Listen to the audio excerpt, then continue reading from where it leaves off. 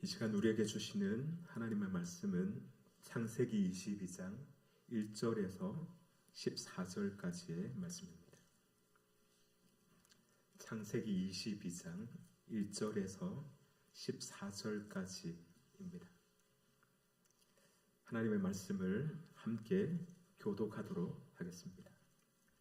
그 일 후에 하나님이 아브라함을 시험하시려고 그를 부르시되 아브라함아 하시니 그가 이르되 내가 여기 있나이다.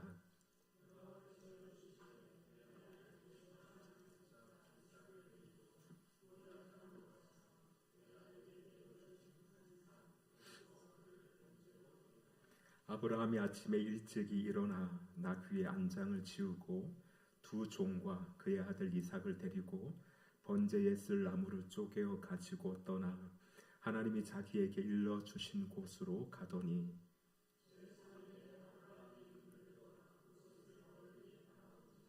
이에 아브라함이 종들에게 이르되 너희는 나귀와 함께 여기서 기다리라.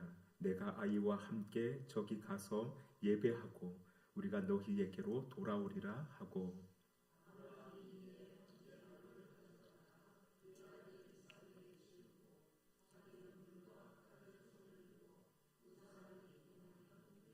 이삭이 그 아버지 아브라함에게 말하여 이르되 내 아버지여 하니 그가 이르되 내 아들아 내가 여기 있노라. 이삭이 이르되 불과 나무는 있거니와 번제할 어린 양은 어디 있나이까.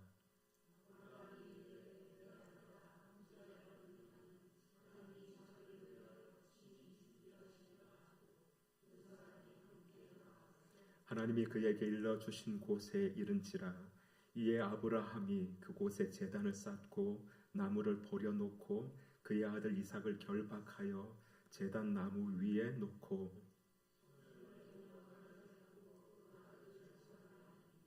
여호와의 사자가 하늘에서부터 그를 불러 이르시되 아브라함아 아브라함아 하는지라. 아브라함이 이르되 내가 여기 있나이다 하매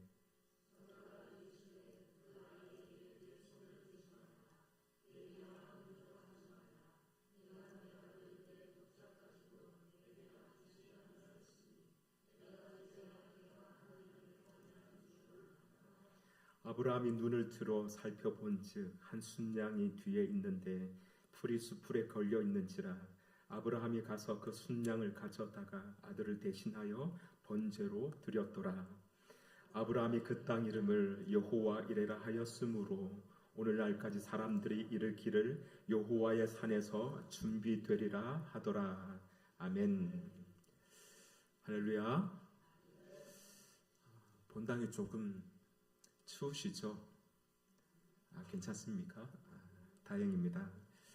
지난달 그 전달 2층 보일러 가스비가 보통 때보다 2배씩 이렇게 나왔습니다. 그래서 너무 죄송해서 일찌감치 좀 아끼고 있습니다. 지난 주간부터 보일러를 거의 안 떼고 있는데 양해 바랍니다. 대신 성령의 불로 뜨거워지시기를 바랍니다. 지난 토요일 이스라엘과 미국의 이란 공격으로 국제 정세가 또 한 번 대혼란에 빠졌습니다. 석유값이 치솟고 주가가 요동치고 있습니다. 안 그래도 세계 경제가 불안정한데 또 얼마나 많은 이들이 타격을 입을지 걱정입니다. 하지만 그런 수치들은 무고한 이들의 희생에 비하면 아무것도 아닙니다. 한 생명의 천하보다 중요한데 요 며칠 사이 벌써 1000명이 넘는 사람들이 목숨을 잃었습니다. 오늘 아침에는 이란에서만 희생당한 사람이 1500명이 넘었다는 기사를 보았습니다. 권력자들의 헤게모니 싸움에 천진난만한 아이들과 평범한 일상을 살고 있는 선량한 이들이 희생되고 있는 것입니다. 그런 뉴스를 보고 있으니 한편으론 분노가 치밀고 다른 한편으론 안타까움이 쓰나미처럼 밀려왔습니다. 그리고는 문득 묻게 됩니다. 우리 주님은 그 죽음의 현장에서 얼마나 또 아파하고 계실까 하는 물음입니다. 부디 하나님께서 인간의 악한 욕망을 깨뜨리시고 죽음의 영을 거두어 주셔서 전쟁이 속히 종식되었으면 하는 바람입니다. 그리하여 무엇보다 전쟁으로 죽음의 고통 한가운데에 놓인 그 사람들에게 하나님의 자비와 살리시는 은혜가 함께 하시기를 소망합니다. 세상은 이렇게 증오와 폭력의 소용돌이 속에 흔들리고 있지만 시간은 어김없이 봄을 재촉하고 있습니다. 내일이 경칩인데요. 개구리가 놀라 겨울잠에서 깨어난다고 해서 붙여진 이름입니다. 이렇게 절기에 따라 봄은 남쪽에서부터 서서히 올라오고 있습니다. 얼어붙은 땅 아래에서는 작은 생명체들이 몸을 뒤척이며 고개를 내밀고 있습니다.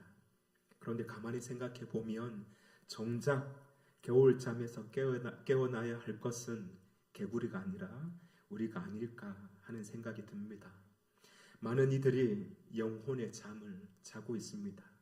어떤 이들은 세상의 성공과 욕망의 잠을 자고 있고 어떤 이들은 염려와 두려움의 잠에 빠져 있습니다. 또 어떤 이들은 무감각과 무관심의 잠을 자고 있느라 타인의 고통에 전혀 반응하지 않습니다. 심지어 수많은 사람의 신음소리를 들으시고 하나님이 눈물을 흘리고 계시는데도 알아차리지 못하는 이들이 많이 있습니다. 오늘 이 밤 하나님께서 말씀을 통해 우리의 잠든 영혼이 놀라 깨어나게 하시고 하나님께서 시작하신 새로운 봄을 맞이하는 시간이 되기를 축복합니다. 오늘은 가스펠 프로젝트 첫 번째 이야기 위대한 시작의 제8과를 살펴볼 텐데요. 제목은 아브라함을 시험하시는 언약의 하나님입니다. 신학적 주제는 이렇게 되어 있습니다. 화면을 보시면 믿음은 구원의 약속에 신실하신 하나님을 신뢰하는 것입니다. 함께 읽겠습니다. 믿음은 구원의 약속에 신실하신 하나님을 신뢰하는 것입니다. 아멘. 이번 과를 시작하면서 본 교재는 미국인들을 대상으로 했던 한 가지 설문조사 결과를 소개하고 있는데요. 바로 천국에 대한 인식조사입니다. 찾아보니까 2015년도 자료라고 되어 있는데 천국을 믿는다는 응답이 무려 67%로 나왔습니다. 67%, 작은 숫자가 아니죠. 그러면 우리나라는 어떨까 궁금해서 찾아봤습니다. 목회 데이터 연구소에서 지난 2023년에 조사한 자료가 있더라고요. 결과는 33%였습니다. 절반도 되지 않는 수치입니다. 세계 주요국 중에서 일본 다음으로 낮은 수치로 나타났습니다. 하지만 더 중요한 질문이 있습니다. 천국에 가기 위해서는 어떻게 해야 하는가 하는 물음입니다. 천국에 가기 위해서는 어떻게 해야 하는가? 어떤 대답이 나왔을까요? 응답자의 대부분은 착한 사람이 되어야 한다고 답했다고 합니다. 그러면 이 대답은 미국인들만의 것일까? 그렇지 않습니다. 아마 이러한 생각은 세계 공통일 것입니다. 착한 일을 해야 누군가에게 선을 베풀어야 천국에 갈 수 있다는 것은 아마도 보편적인 생각일 것입니다. 심지어 이러한 생각은 우리 믿음의 사람들 안에서도 자리하고 있습니다. 교회 안에 있으면서도 신앙을 갖고 있으면서도 우리는 무의식적으로 이렇게 생각합니다. 천국에 가려면 죄를 짓지 않아야 해. 좀 더 착해져야 하고 선하게 살아야 해 라고 말이죠. 천국에 가기 위해서는 무슨 자격이라도 있어야 하는 것처럼 생각하는 것입니다. 하지만 그 자격이라는 것은 애초에 없는 것이기 때문에 누구도 그 요건을 갖출 수 없습니다. 그렇다 보니 많은 이들이 천국에 대한 확신을 갖지 못합니다. 도리어 의심하게 되고 불안과 초조함에 밀려 회의감에 빠지기도 하는 것입니다. 이러한 생각은 현대인들의 자의식과 깊은 관련이 있습니다. 현대인들은 누군가에게 의존하는 것을 미약한 것이라고 생각합니다. 대신 자신의 인생은 자신의 것이므로 스스로 책임져야 한다고 생각하는 것이죠. 그게 성숙한 인간이라고 하는 것입니다. 그래서 요즘 부모들은 어린아이들이 어렸을 때부터 스스로 서는 법을, 자립하는 법을 가르칩니다. 넘어져도 위험한 상황이 아니면 일으켜 세워주지 않습니다. 스스로 일어날 수 있도록 지지하는 것이죠. 그래야 독립적인 인간으로 성장할 수 있다고 생각하는 것입니다. 그런데 이러한 생각은 옳고 그름을 떠나서 신앙의 영역에도 그대로 스며듭니다. 그래서 많은 이들이 하나님을 믿는다고 말하면서도 하나님의 은혜를 있는 그대로 받아들이지 못하는 것입니다. 내가 무언가 해야 한다고 생각하는 것이죠. 하지만 성경은 우리에게 분명히 말씀합니다. 에베소서 2장 8절과 9절 말씀입니다. 너희는 그 은혜에 의하여 믿음으로 말미암아 구원을 받았으니 이것은 너희에게서 난 것이 아니요 하나님의 선물이라. 행위에서 난 것이 아니니 이는 누구든지 자랑하지 못하게 함이라. 아멘. 그렇습니다. 구원은 오직 하나님의 은혜로 주어지는 것입니다. 인간의 노력과 행위는 여기에 끼어들 자리가 조금도 없습니다. 천국은 오직 믿음으로 말미암는 하나님의 선물입니다. 우리가 보탤 것이라고는 아무것도 없습니다. 종교개혁자들의 선언처럼 솔라 그라치아, 오직 은혜, 솔라 피데, 오직 믿음, 솔라 크리스투스, 오직 그리스도입니다. 사랑하는 여러분, 만약에 천국 입성을 위한 자격증이 있어야 한다면 우리는 모두 자격 미달이 될 것입니다. 행위로서는 그 자격에 도달할 수 없기 때문입니다. 혹시 목사 자격증은 괜찮을까요? 이것도 안 되겠죠? 네. 오직 하나님의 은혜로 믿음으로 말미암아 하늘 소망을 갖게 되었음을 기억하고 믿음으로 살아가는 우리가 되기를 간절히 바랍니다. 자, 그렇다면 오늘 이 시간 우리가 말하는 믿음은 무엇일까요? 믿음으로 구원받았다고 할 때 이 믿음은 어떤 믿음일까요? 우선 한 가지 말씀드릴 수 있는 것은 믿음은 단순히 하나님이 계시다는 사실을 인정하는 것이 아닙니다. 물론 그것도 믿음의 한 영역일 수 있을 것입니다. 하나님이 계시다는 사실을 인정하지 않고 하나님을 믿을 수는 없기 때문입니다. 하지만 하나님을 믿지 않으면서도 하나님이 계신다는 사실은 얼마든지 인정할 수 있습니다. 예를 들어 성경은 귀신들도 하나님이 계신다는 사실을 알고 있습니다. 야고보서 2장 19절 말씀입니다. 내가 하나님은 한 분이신 줄을 믿느냐 잘 아는도다 귀신들도 믿고 떠느니라. 여기서 말하는 믿는다는 것은 하나님이 존재하신다는 사실을 아는 수준의 그런 믿음이 아닙니다. 그러나 그것은 구원에 이르는 믿음이 아닌 것이죠. 귀신들도 하나님이 누구이신지 압니다. 하나님의 능력도 알고 있습니다. 하나님의 권세도 알고 있습니다. 그러나 그들은 하나님을 신뢰하지 않습니다. 다시 말해서 하나님께 자신을 맡기지는 않는다는 것입니다. 이렇다 성경이 말하는 믿음은 단순한 지적 동의가 아닙니다. 하나님이 존재하신다는 사실을 인정하는 것에서 멈추는 것이 아닙니다. 성경이 말하는 믿음은 하나님을 신뢰하는 것입니다.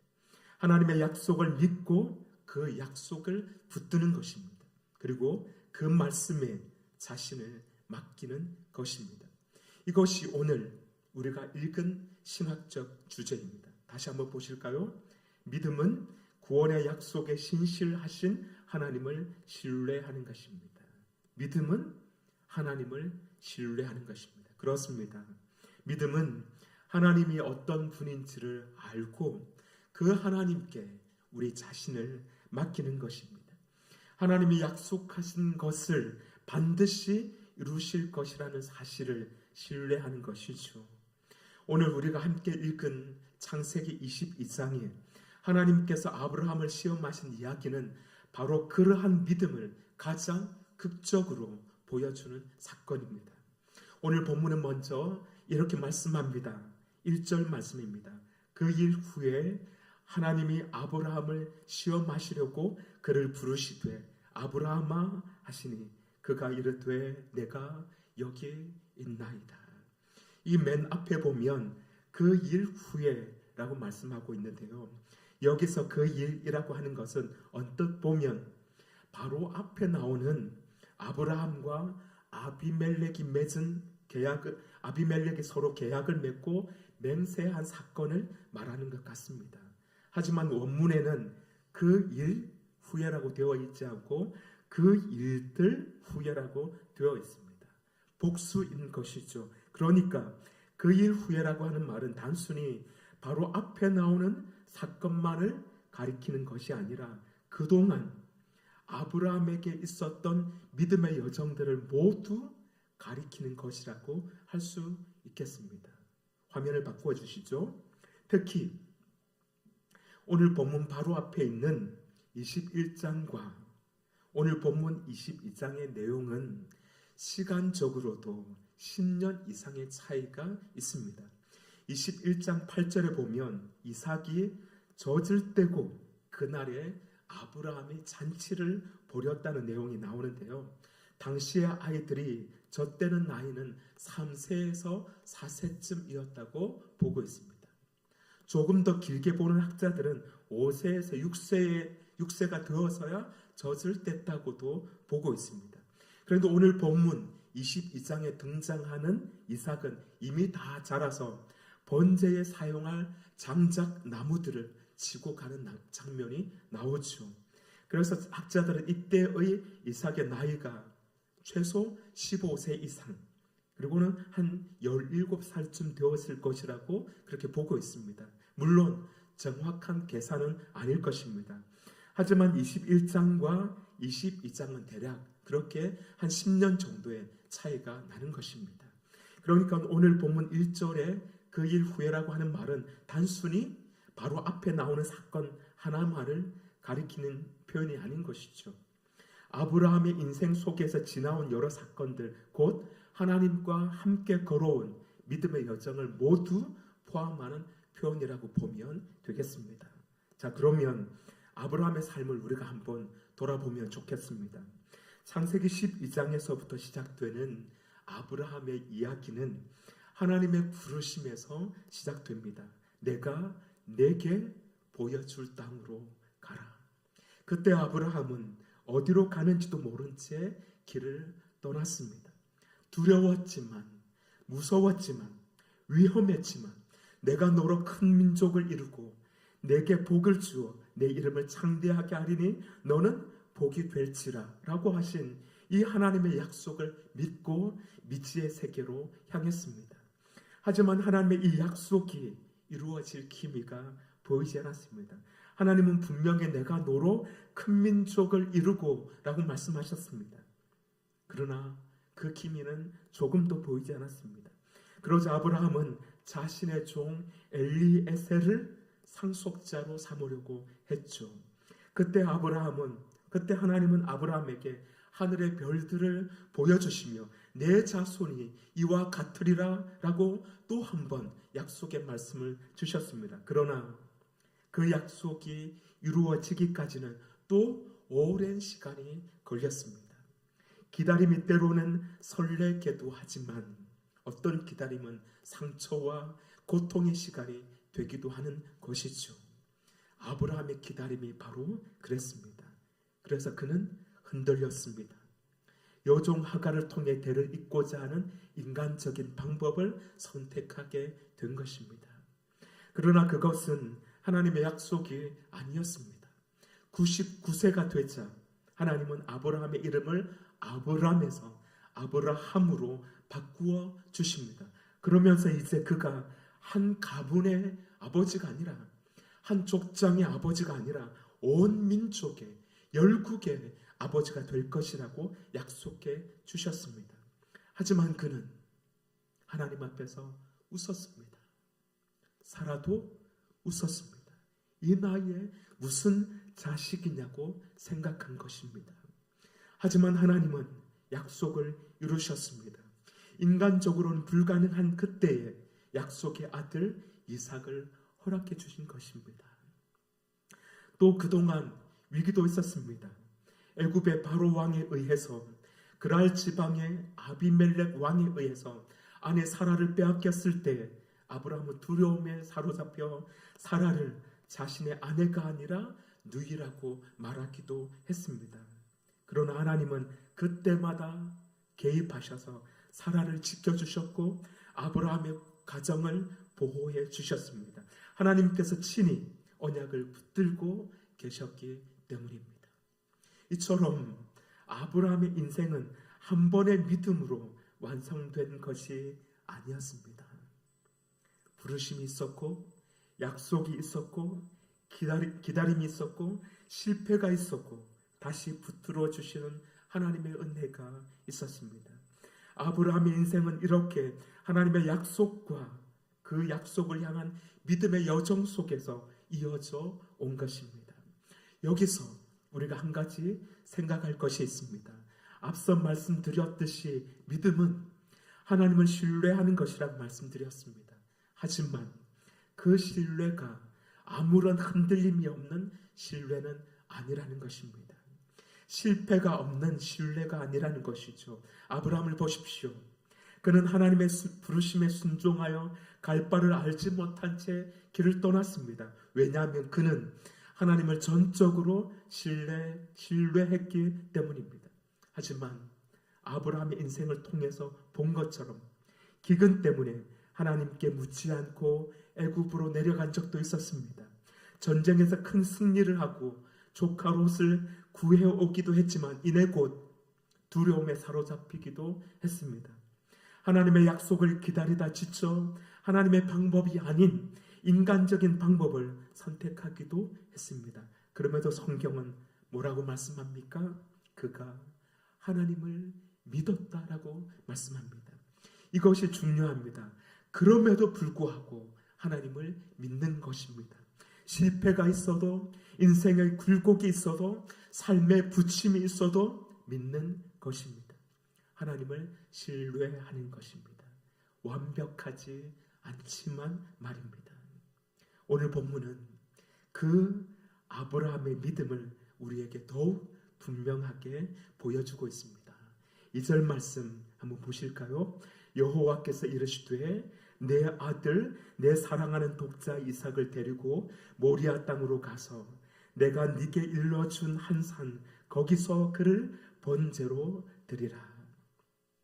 오늘 본문의 이야기는 우리가 너무도 잘 알고 있는 사건입니다. 그리고 이 사건이 하나님의 시험이라는 것도, 그리고 이 시험의 결과가 어떤 것인지도 우리는 잘 알고 있습니다. 그렇다 보니 내 아들 이삭을 번제로 드리라는 구절을 무던하게 읽곤 합니다. 하지만 오늘 본문의 아브라함은 다릅니다. 그는 이것이 하나님의 시험인지도 모릅니다.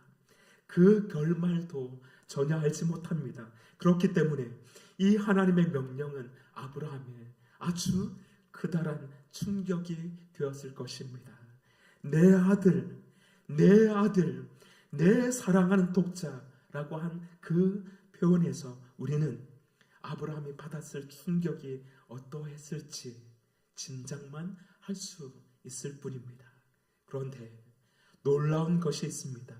아브라함의 반응입니다. 3절에 보십시오. 아브라함이 아침에 일찍이 일어나 나 귀에 안장을 지우고 두 종과 그의 아들 이삭을 데리고 번제에 쓸 나무를 쪼개어 가지고 떠나 하나님이 자기에게 일러준 곳으로 가더니 아브라함이 아침에 일찍이 일어났다고 말합니다. 그리고는 곧장 나귀의 안장을 지우고 번제에 쓸 나무를 준비합니다. 그리고 하나님께서 일러주신 곳을 향해 곧바로 출발합니다. 이어 4절은 이렇게 말씀합니다. 제3일에 아브라함이 눈을 들어 그곳을 멀리 바라본지라. 3일 동안 나귀를 타고 길을 갔던 것입니다. 그런데 좀 이상하지 않습니까? 아브라함이 아무 말도 하지 않는다는 것입니다. 이의제기를 하든지 항변이라도 할 수 있을 텐데 이런 반구도 없습니다. 하나님 무슨 말입니까? 이삭은 하나밖에 없는 아들입니다. 그것도 100살이 되어서야 낳은 아들입니다. 하나님께서 주신 아들이 아닙니까? 약속의 아들이라고 말씀하시지 않으셨습니까? 라고 말이죠. 하지만 성경 저자는 침묵합니다. 왜 성경은 이 부분에서 침묵하고 있을까요? 혹시 세상의 그 어떤 말을 다 동원해도 아브라함의 그 심정을 묘사할 수 없기 때문은 아닐까요?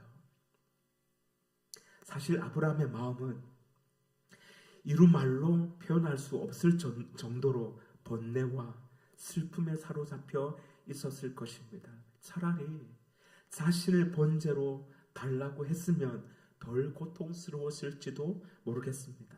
하지만 그 제물이 아들입니다. 사랑하는 독자입니다.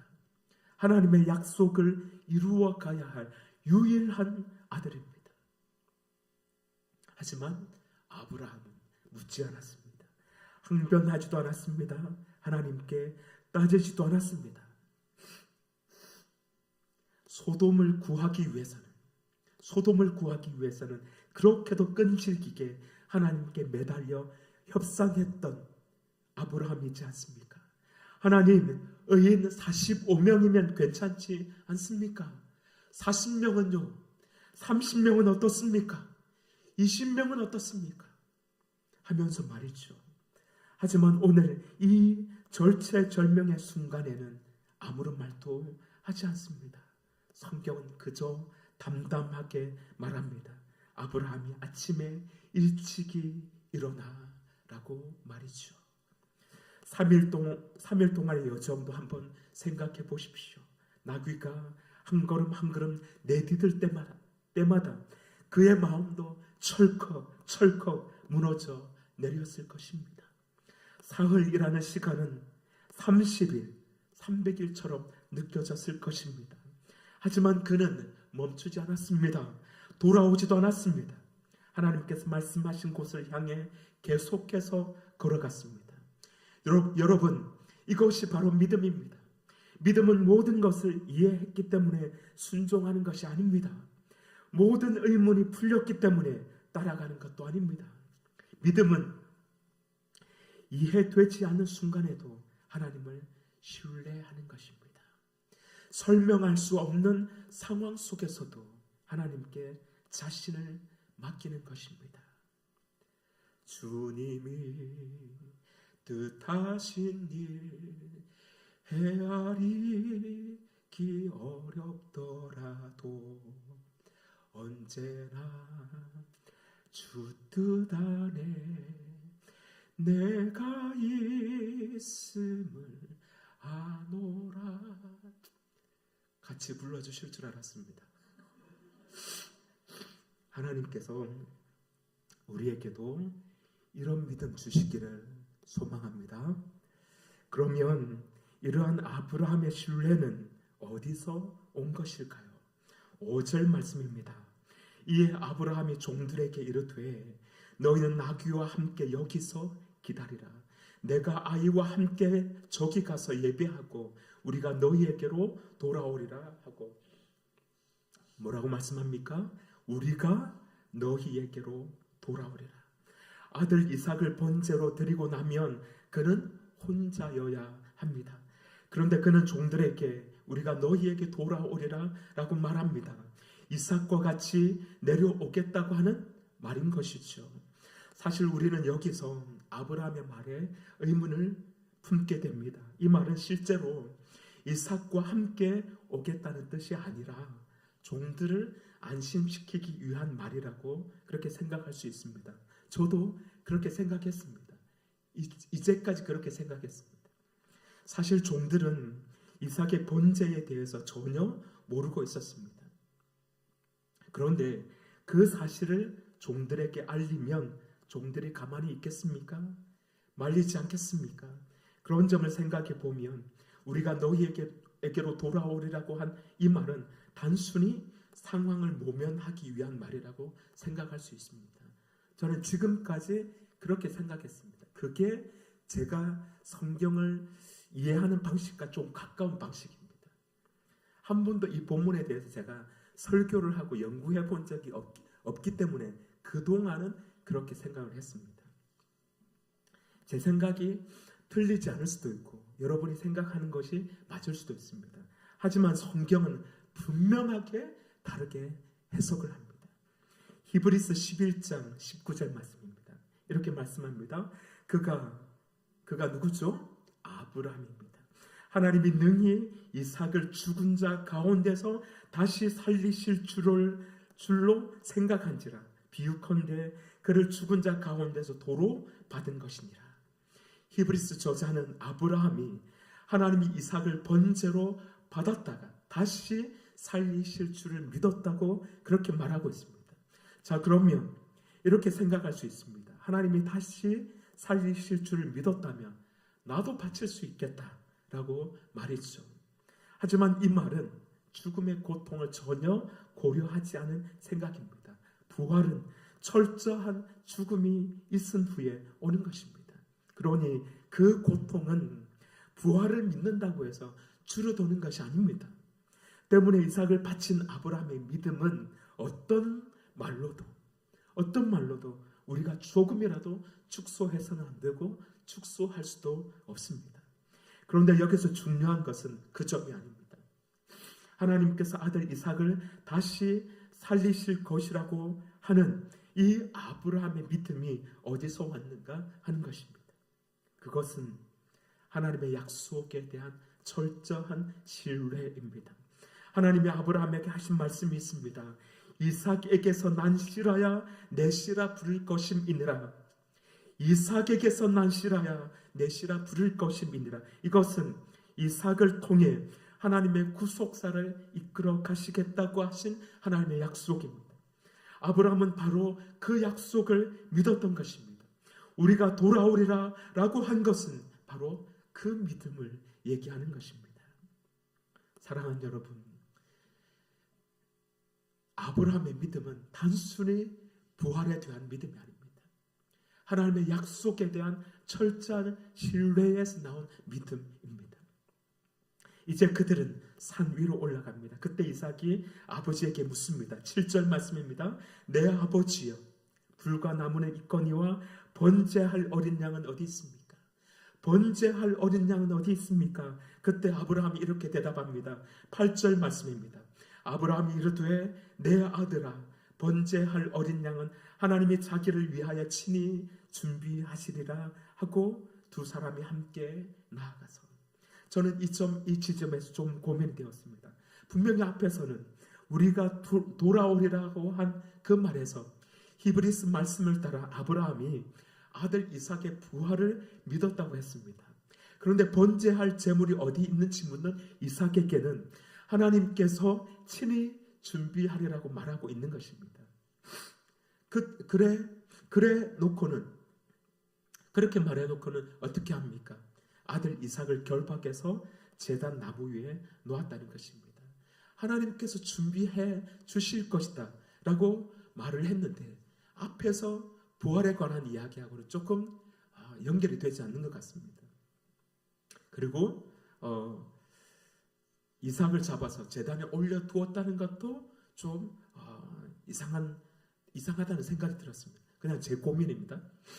그런데 중요한 것은, 제가 묵상하면서 중요한 것은 뭐였냐면요, 하나님이 자기를 위하여 친히 준비하리라고 한 그 말을, 아브라함이 했던 그 말을 하나님께서 듣고 그대로 응답해 주셨다고 하는 사실입니다.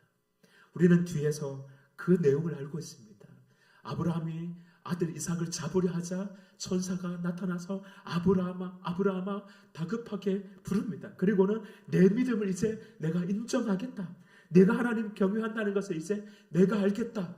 그러면서 뒤에 보니까 순양이 걸려 있는 것을 보게 됩니다. 여러분, 그렇습니다. 하나님께서 순양을 준비해 주셨습니다. 왜요? 아브라함이 하나님을 신뢰했기 때문입니다. 하나님을 신뢰하는 그 믿음으로 하나님께서 친히 준비해 주실 것이다 라고 말을 했을 때 하나님께서 그 말을 듣고 그대로 응답해 주신 것입니다. 오늘 아브라함의 이야기를 통해서 말씀드리고자 하는 것은, 하나님께서 아브라함이 하나님을 믿을 때에 그가 믿었던 그 믿음이 무엇이냐 하면 전적인 신뢰라는 것입니다. 그 믿음을 통해서 하나님은 아브라함에게 놀라운 은혜를 베풀어 주셨고, 그가 하나님을 믿는다는 것을 이 사건을 통해서 우리에게 확인해 주신 것입니다. 그렇습니다. 여러분, 하나님께서도 우리에게 이 믿음을 원하신다고 저는 생각해 보았습니다.